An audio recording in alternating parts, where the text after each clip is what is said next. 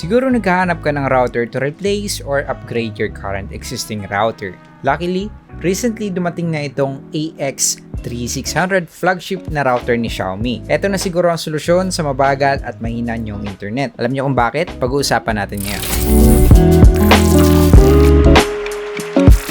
Hey everyone, it's being your Tech Dude here. Before we start, as always, sponsor time muna tayo. CDKOffers.com is an all-in-one website where you could buy affordably cheap software and games license keys. They offer a vast catalog on their site. Just simply look for whichever software games you're looking for. Click on the Buy Now button and you should be taken to the order confirmation page.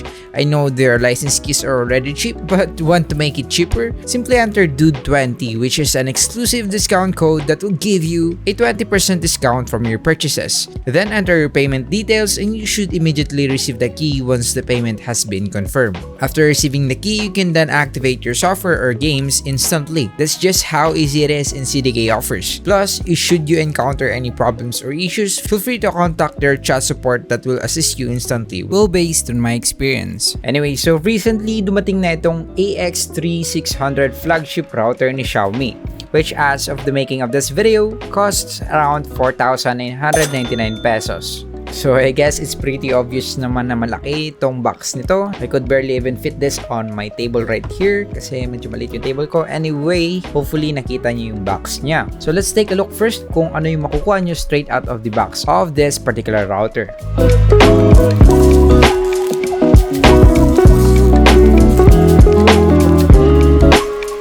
Upon opening the box of the Mi IoT AX300 ni Xiaomi, here is what you will be getting.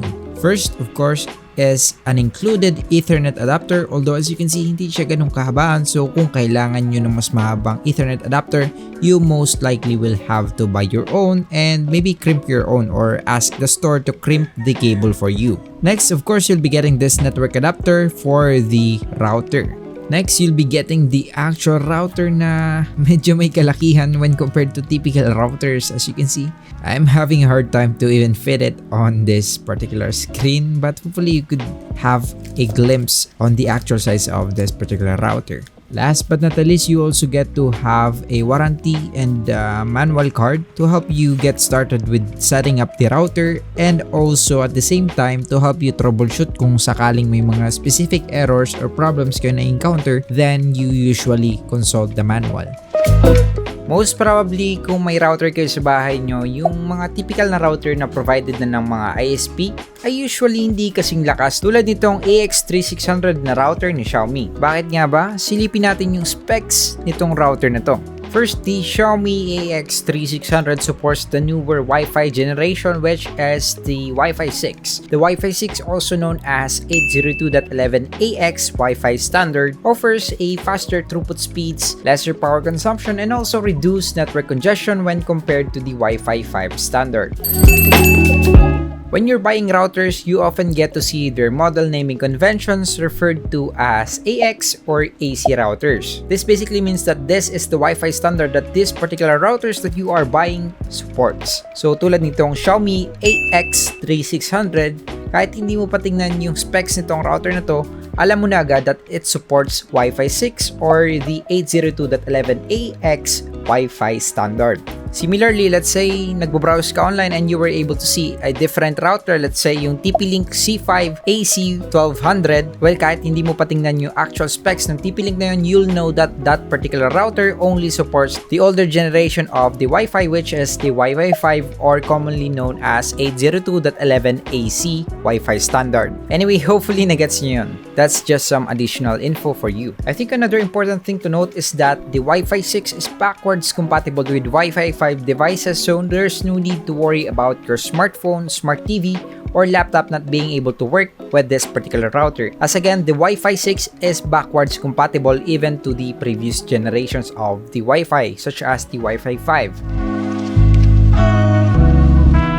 Aside from supporting Wi-Fi 6, the Xiaomi AX3600 also has 6 powerful external antennas or amplifiers. Baka nagtataka ka bakit naman 6 yung sinabi ko, wherein there are actually 7 antennas dito. We'll talk more about this particular antenna dito sa gitna, which is a different actual antenna that serves a different purpose specific only for this particular router. This router also comes with a powerful Qualcomm 6-core processor, a 4-core A53 1.4GHz CPU tandem with a dual-core 1.7GHz network processing unit, which is powerful enough to handle much more requests, devices, and data. This particular router also supports 248 simultaneously connected devices, tulad ng mga smartphones nyo, TV, laptop, or even computer, sabay-sabay connected on this single router alone.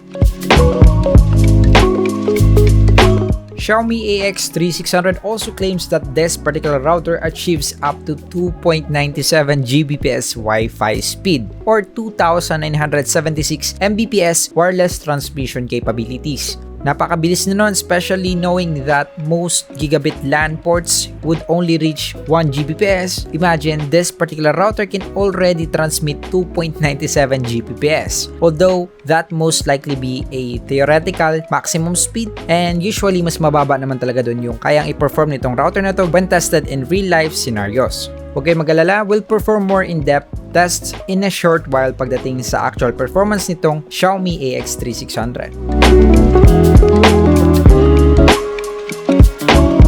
So kung nagtataka ka bakit 7 antennas ito, here we are. This particular antenna dito sa gitna is the so-called AIoT antenna ni Xiaomi AX3600. Meron siyang dedicated na AIoT antenna which supposedly scans for smart compatible devices ni Xiaomi tulad ng mga smart bulbs, speakers, appliances, Wi-Fi mesh, etc. for easier and faster configuration. What they are aiming here is that, let's say malayo ka sa bahay nyo and you have your parents, your brothers, your sisters at home and they wanted to extend your Wi-Fi coverage, and they would just have to simply buy the Wi-Fi mesh, put it somewhere in your house, and you could remotely just scan that particular Wi-Fi mesh and add it and configure it directly on this particular router without them tinkering and doing those configurations kasi hindi naman lahat techy.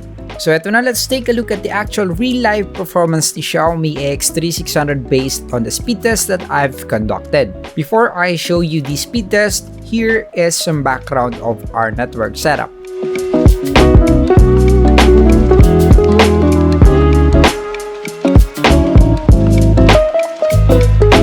In this comparison, we are comparing the Mi AX3600 with the Chinese firmware compared to the Tenda W15E at 1 meter distance. Here's the comparison of the two same router at 5 meters.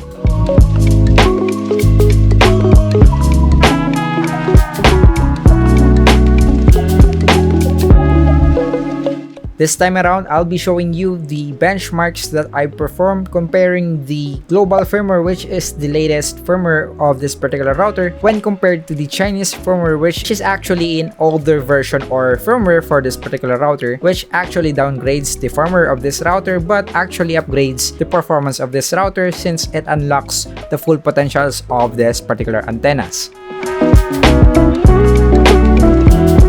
Hindi masyadong halata yung difference ni Mi AX3600 Chinese firmware at ni global firmware at 1 meter distance.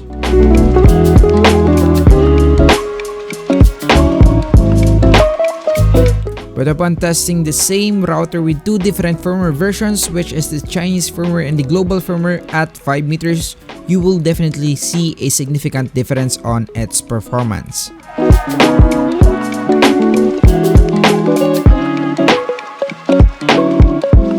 Testing the same router with 10 meters distance away from the router, there's still a significant amount of performance difference between the two firmwares.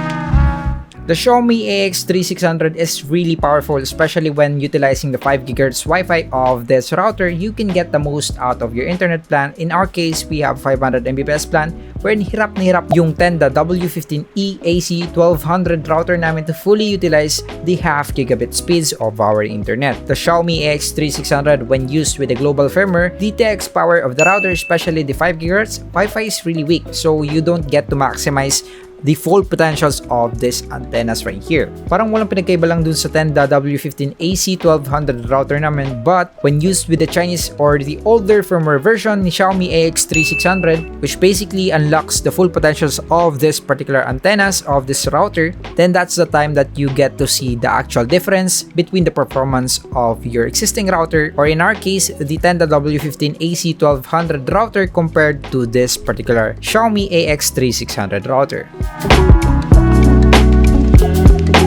Overall, I think kung hindi mo itutweak itong router na to upon buying it and you have the global firmware or the 3-point-something version firmware, you are most likely better off buying a cheaper router kasi you don't get to maximize the actual full potentials of this particular router, especially the 6 antennas of this router. However, when flashed with the older firmware, you'll definitely enjoy the range and performance that the Xiaomi AX3600 can offer. Knowing that it also supports up to 160 MHz Wi-Fi channel, piece of cake na lang mag-transmit ng gigabit speeds on various devices using Wi-Fi. Although the price of the Xiaomi AX3600 is still quite a little bit expensive, pero kung may budget ka and nababagalang ka or nahihinaan ka sa router mo ngayon, I believe that this router can be a great network upgrade for your homes. This will greatly improve your overall Wi-Fi experience between devices tulad ng smartphones, laptops, and even desktop computers.